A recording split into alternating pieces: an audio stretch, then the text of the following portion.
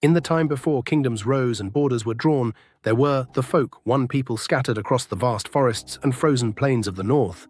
They had no kings, no written laws, and no names but those spoken quietly around the fire. Their world was shaped by ancient stories and the turning of the seasons, their homes linked not by walls but by kinship and memory.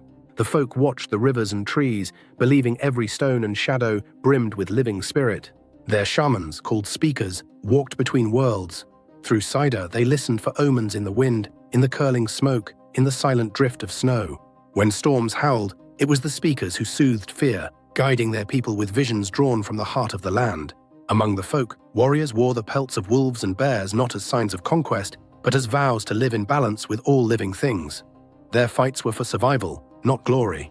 Council fires drew the elders and the young together, each voice heard, each story treasured.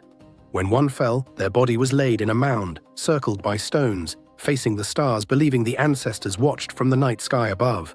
Yet as winters passed and families grew, the bonds that once held all together began to stretch. Clans formed, then tribes. The unity of the folk weathered under the weight of change. From their shared roots, the names of Goth, Saxon, Norse, and others would someday grow. Still, in their oldest tales, whispered on cold nights, all remembered the age when they were simply the folk children of the old way, and the first to call the North home.